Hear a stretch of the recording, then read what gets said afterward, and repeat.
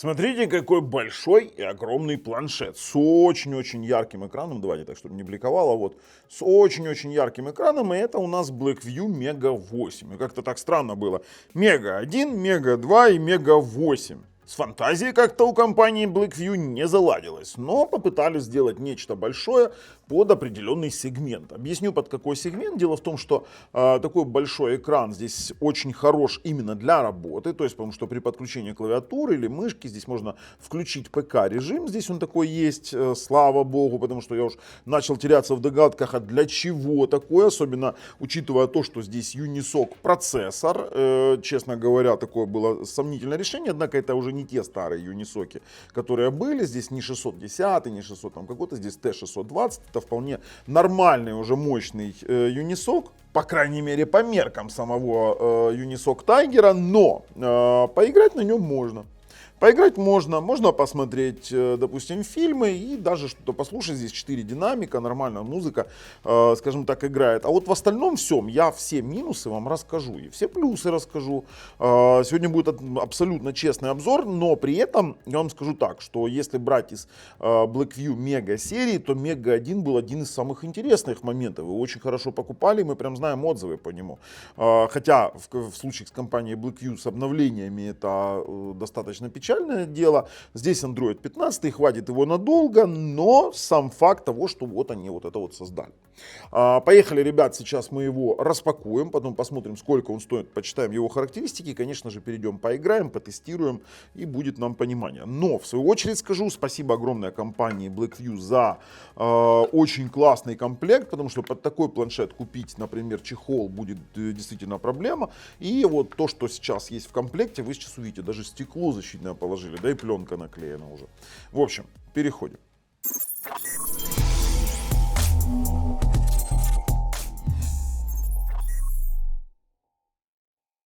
«12 плюс 24 до 36 гигабайт памяти, 256 хранилища, ну само собой 24 из внутренней, 13 дюймов, 1920 на 1200, фронталочка 13, задничек 50, ничего себе, 50 мегапикселей, 12 плюс 24 тоже мы видели, 11 тысяч мАh батарея, и у нас здесь UMS 9230S на 2,2 ГГц. Сейчас мы посмотрим, что там из себя птица представляешь, ну очень большой планшет, прям вот огромный. О-о-о-о-о! Ни хрена себе, даже дали, знаешь что? Смотри, даже дали защитную стекло, да. Он в чехле. Красота. На секундочку. Он в чехле. Смотри. Теперь смотри на него. 90-герцовый экран. Сзади у нас, давай его доставать, наверное, из чехла. Вот за чехол, я понимаю, что вот на такой планшет ты чехол никогда не купишь. Понимаешь? И тут вот есть чехол у нас в комплекте. Сзади металл, сверху пластиковая вставка для того, чтобы антенны. 50 мегапикселей камера. Мы это видим. Мега 8. Слушай, ну прям вот топчик, что я могу сказать. Лисичка у нас все потекла. На экране пленочка. Здесь у нас качелька громкости, блокировка. 3,5 вход под наушнички. Опа, есть вот такой вот. Это, наверное, под сим-карту. Или если нет сим-карты, ну ладно. Я его еще не видел. 4 динамика, как мы видим. Видите, 4 динамика. Снизу микрофончик. И здесь Type-C-шка. Больше ничего нет. Давайте посмотрим, что у нас в комплекте. В комплекте у нас есть... А где у нас скрепка? Скрепки не вижу. Ладно. Вон лежит сбоку выше. Она выпала. Господи. Есть скрепочка. Давайте сразу смотреть, что у нас там за... Да ладно, здесь сим-карта. Здесь сим-карта. Под сим-карту и под... Либо под 2 сим-карты и под microSD-шку. Магия. Здесь сим-карта. Да ладно. Слушайте, короче, быстрая зарядочка. А ну смотрим. Блин, ее еще выковырять надо. Это просто... Лисица, у тебя есть ногти? А ну выковыряй ее. О, молодец, лисичка у нас умеет. Здесь у нас сколько? 18 ватт быстрая зарядка, 12 вольт 1,5 ампера. Есть вот такой вот кабель быстрой зарядки и есть тапалка. Это не стилус, это тапалка. Чем она отличается? У нее, видите, плоская. То есть стилус всегда отличается тем, что у него острый наконечник. Тапалка у нас имеет плоский. Это очень удобно набирать на больших экранах. Отлично дает, то есть для того, чтобы на планшетах не загонять далеко пальцы. Слушайте, вот очень неплохой комплектец. Сейчас включаем, настраиваем и переходим, тестируем. Ну, конечно же, мы начинаем прямо с игр. Большой экран, неплохая визуализация, кстати, мы видим по детализации, видите, дальней, что нам PUBG дает более-менее нормальное качество. Сейчас посмотрим, когда приземлимся. Я именно начал с него. На 13-дюймовом планшете просто в руках не поиграешь, поэтому тут нужно применять либо технику четырехпальцевой игры, потому что действительно экран великоват. Видели, мелкий профриз был на приземлении, сейчас посмотрим. Обязательно показываю всю правду. В принципе, опять же говорю, за эти деньги нам планшет предъявлять что-либо планшету будет достаточно тяжело. Но при этом мы должны с вами все объективно рассмотреть. По графике у нас получается дает высоко с высокой частотой. Максимум поставить не дает. Ну, высокая частота из-за экрана 90 Гц. А ну давайте, что тут берем? Винтовочка, пистолетик, винтовочка. Ну, будем с пистолетом бегать. Все-таки имеем, что имеем. Смотрим, что у нас здесь есть. Давайте. А тут ничего интересного для нас нету. Так, ну побегали, пошли побегаем. Немножко. Нет, профрезовок нет как таковых. Давайте смотрим на резкий разворот, на резкая смена позиции. Опрос экрана, конечно, низковат. Это прям вот чувствуется, все-таки это не топовые игровые решения, да, вот, допустим, в том же Xiaomi Mi Pad 7 у меня 360 Гц опрос экрана. И здесь прям вот чувствуется некоторый минимальный input lag, хотя, ну, для игры вполне пойдет, не профессиональный. Мы здесь говорим же не о профессиональных играх. Ну, отработка, видите, реакции даже в траве. Тут, в принципе, тоже все нормально вроде бы. Давайте чуть еще побегаем. Ну, сейчас сменим на винтовочку. На пистолетик, на винтовочку. Да нет. Ой, я в красной зоне. Ну, спасибо. Как раз решил поснимать, в красную зону попал. И сейчас мне придет трындец. Спасибо огромное вам, разработчики. Вот, ну, я, может быть, успею даже выбежать из красной зоны. Давайте поставим на автобег, на быстрый. Может быть, чего-то успеем. Никого мы тут не встретим однозначно. А ну, нет, фризов, тормозов нет, поэтому могу сказать, что в принципе очень даже неплохо подходит для PUBG. Вот с учетом таких настроек. Максимальных показателей FPS вы однозначно здесь не достигнете. По типу 90 не тот процессор, не тот видеоускоритель. Слушайте, ну мы вышли из зоны, слава богу. Все, давайте так, закрыли. Посмотрим в AIDA 64, чего ж нам там заявляют. Экран достаточно яркий, как вы уже видите. Я поставил на максимальную яркость, потому что у меня максимальное освещение. Мы видим, что это BlackView Mega 8, 12 физическое на 256. Центральный процессор у нас 6-ядерный Cortex A55 1820 МГц и двухъядерный Cortex A75 2,2 ГГц, 64 бит, ARM V8A. Тут, в принципе, все неплохо. Из-за отображения у нас отвечает Mali G57, 90-герцовый экран. Сеть Connect у нас 433 мегабита, Wi-Fi должен был быть получше. 11 тысяч мАh батарея и на андроиде на 15 Vanilla Ice Cream.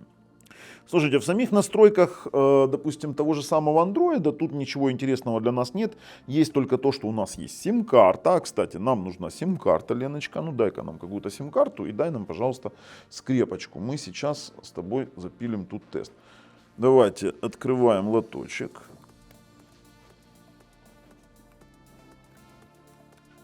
Так, вставили сим-карточку. Карту сразу определила, кстати. Смотрим.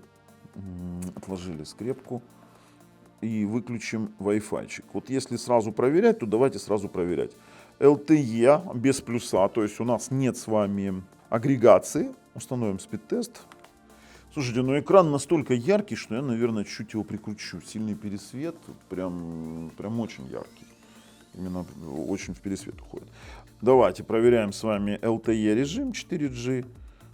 Фактически, ну, я в центре города, без агрегации это 50 мегабит это очень хороший результат. 50-40 в центре города нормально. По крайней мере для Запорожья, там где я сейчас нахожусь. Давайте 56 даже. Вот это прям радует. 57, 58, 58 мегабит, прикинь. Короче, на загрузку и 34 на отдачу. Прям приятно, да. Очень радует Wi-Fi, не Wi-Fi, а 4G модуль, даже без учета агрегации. Включаем Wi-Fi-чик и проверим, наверное, сразу же Wi-Fi. Давайте. Пробуем 5 ГГц Wi-Fi. 2,4 меня уже давно не интересует, но 5 ГГц мог бы быть и получше. Однако, учитывая то, что здесь обыкновенный Wi-Fi 5 модуль и цену опять того же планшета, то, что выше 300 мегабит, вполне хороший удовлетворительный результат. Что у нас кривовато стоит, давайте его поставим, так, чтобы он ровненько был. 318 на загрузку и 300, там 30, даже 360, 370 на выгрузку. Это нормально. Это нормально. Тут я ничего не скажу. Насчет экрана я вам скажу, цвета могли бы быть немножко получше. Возможно, здесь есть регулировка цветов. Давайте посмотрим опять же в тех же самых настройках в разделе экран. Мы видим с вами, что есть адаптивная яркость, есть темная тема, ночная подсветка, автоповорот, оптимизация. То есть мы можем с вами сделать, видите, менять температуру, повышенную контрастность и можем цвет настраивать по своему усмотрению. Ладно, с цветами разобрались. Теперь мне интересно плавный экран. У нас есть смарт-режим, когда от 1 Гц до 90, есть высокий 90 Гц, есть стандартный 60. В дополнительных настройках у нас есть точка доступа Wi-Fi, он может транслировать. Никакого, допустим, режима компьютера я не вижу, чего, в принципе, мне не хватает на 13-дюймовом экране. Давайте посмотрим, что у нас тут еще. Батарея, оперативная память. Пароля. Есть режим ПК. Да ладно, слушай, есть режим ПК. Понял? Если подключать к нему клавиатуру, то у нас появляется режим ПК. Супер! Это прям вот то, для чего он, наверное, создан. То есть для тех, кто не знает, что такое режим ПК, это у нас здесь поддержка оконности, поддержка, давайте, например, открываем Google Play, поддержка многооконности, поддержка различных моментов именно ПК-режима, поддержка полноценная клавиатура, манипуляторов, есть уведомления, там, допустим, вот такие вот. Это нормально, это хорошо. Давайте выйдем из режима ПК. Вот, выключаем его. За это большой плюс. С режимом ПК он намного веселее. И, в принципе, мы понимаем, для чего такой большой экран здесь нужен. Теперь о планшете. DocOS P4.1, модель Mega 8. У нас есть возможность добавлять память до 24 гигабайт. Это они прям, конечно. И здесь Unisoc T620. Здесь есть как есть. По поводу камеры сразу скажу. Камера, вот вы видите примеры фотографий. Камера не самая лучшая. Я вот, как обычно говорю, самая лучшая камера, которую я сейчас видел, это в Xiaomi Pad 7 Pro и в Xiaomi Pad 7 простом. Здесь камеры это вот просто сделать фотографии счетчиков, возможно, запечатлеть какой-то момент для того, чтобы понимать, что потом происходит. Топовой эту камеру назвать нельзя, хотя вот они ее позиционируют 50 мегапикселей, не пойму для чего. Что-то она фотографирует, но не скажу, что прям вот мега суперово.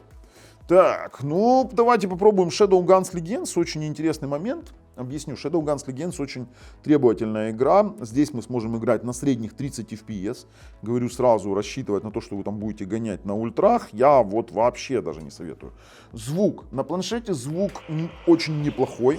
Вот по звуку прям вообще плюс-плюс. Мы еще потестируем сейчас на моем видео, там где есть нормальные песни, нормальные басистые мелодии, для того, чтобы понимать, насколько он плоский либо не плоский. Но использовать планшет достаточно удобно. 13 дюймов. Он, конечно, огромный. Это уже как ноутбук. Как MacBook Air, по сути. Прикинь, экран как у MacBook Air. Только это планшет. Не знаю, слишком такой планшет, понимаешь, сомнительный. Для 13 дюймов процессор Unisoc T620. Памяти достаточно. Зато большой, да. Яркий и большой. Воу, он сильно громкий, слушайте. Сильно громкий. Сейчас приглушим. Так, поехали, сейчас постреляем. Вот средние настройки, кстати, сразу можно отличить по цвету пушки. Для тех, кто играл в Shadowguns, они знают, насколько меняется прорисовка оружия, если у тебя стоят там высокие или ультра настройки. На ультра это вот Snapdragon 8S Gen 3, это то, что я играл. На высоких настройках 60 FPS, это я играл на Snapdragon 7 Gen 1. Ой, на Snapdragon 7S Gen 3, тоже вот такой момент. А ну давайте, выглянет. Давай, выйди сюда. Отходим. Давай, выбегай. А ну иди сюда. Ну да, слабоват, конечно, проц, слабоват, но играть можно при этом. Я, опять же, должен вам честно все договорить. У них самая удачная модель была Мега 1. Все, это вот для меня это однозначно. А ну, пошли сейчас. Мы вам расскажем, почем финики на базаре. С добрым утром. Что, двое не умерло?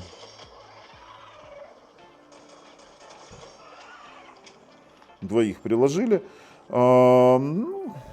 Не знаю, есть мелкие профрезовки, я бы снижал бы на низкие настройки графики. К сожалению, это так и есть. То есть я использую тяжелую игру. Про то, чтобы играть, допустим, здесь Genshin Impact, я даже не рассматриваю этот момент. Потому что на низких он, возможно, и будет, но эта графика будет совсем мыло-мыло. Код Mobile Warzone точно нет. Давай, идите сюда. Вот видите, есть мелкие профрезовки в каких-то поворотах. Мелкий. Это не топ-планшет однозначно. Это планшет для немножко другого. Кино, наверное, смотреть. Но 8-битная матрица. Короче, давайте сейчас выходим, попробуем нечто другое. Я хочу тогда его пробовать в качестве мультимедиа планшета. Давайте найдем наш 4К Geoplace. Вот такой вот. И зайдем на наш каналчик.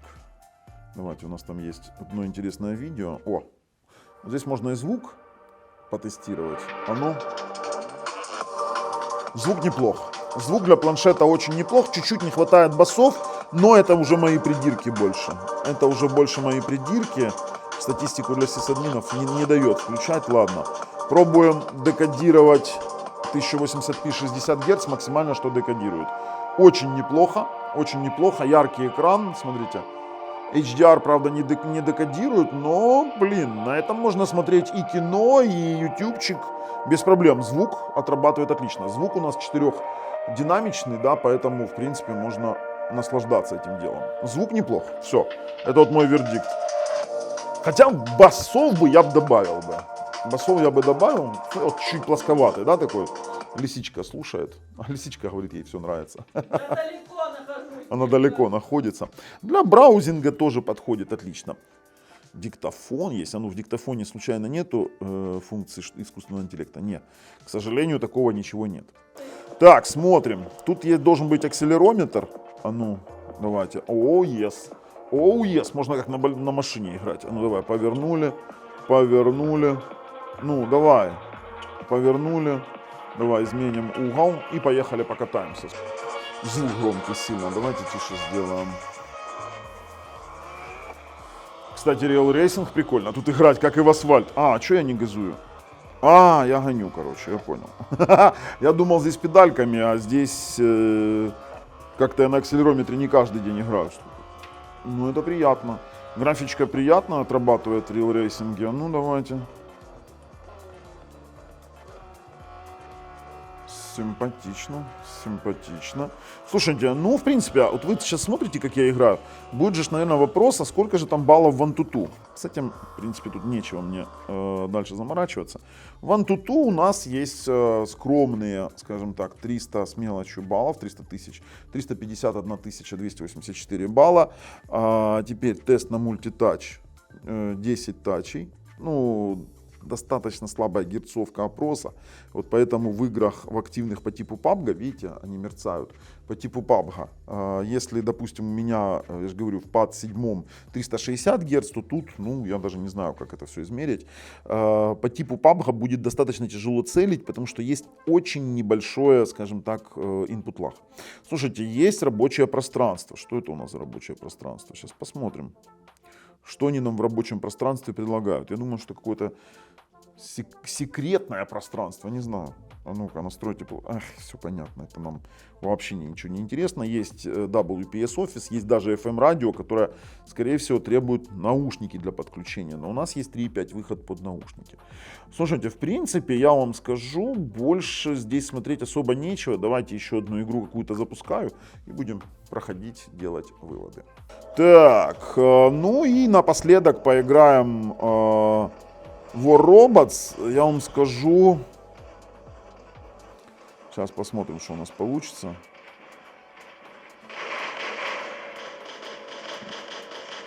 Он дает невысокую графику. Здесь нет у нас настроек. Я прям это вижу. Но поиграть можно. Ну, как-то что-то она как приторможенная, да? Я смотрю просто. Либо раскадровка низкая достаточно. Целиться тяжело, именно вот я же говорю, из-за опроса. Для такого экрана маловато разрешения. Слушайте, очень-очень громкий. Это его, конечно, большой плюс, что он громкий. Маловато разрешения и маловато герцовка опроса. Я не знаю, сколько она на самом деле, но то, что она невысокая, это факт. Ну куда ты бежишь?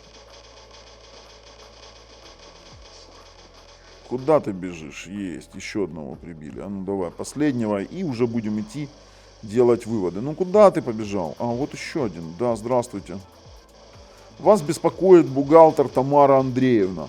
Вы сегодня должны были предоставить отчет, поэтому вы будете казнены. До свидания. Так, еще одна. У кого-то, наверное, триггернула на Тамару Андреевну. Ну, напишите в комментариях, кого там триггернула на бухгалтера Тамару Андреевну. Блин, тяжело целиться. Иди сюда. Ну, конечно, я с ботами побегал. Сейчас меня обвинят, скажут, что я тут истребляю ботов. Ладно, все, пошли делать выводы. В качестве выводов скажу, вот если говорить про 13-дюймовый планшет, то для 13-дюймового планшета достаточно низкий PPI, хотя яркость действительно классная, 90 Гц экран действительно нормально так себя показал. PPI не хватило и чуть-чуть слабоват прот. В целом за его-то деньги вполне вменяемый планшет получился. Я могу его рекомендовать как очень бюджетный 13-дюймовый именно для работы, как игровой достаточно тяжелое было бы решение его рекомендовать, поэтому я не буду его принимать. А вы напишите, что вы думаете. С вами был Бабл на канале Технозон. Пока.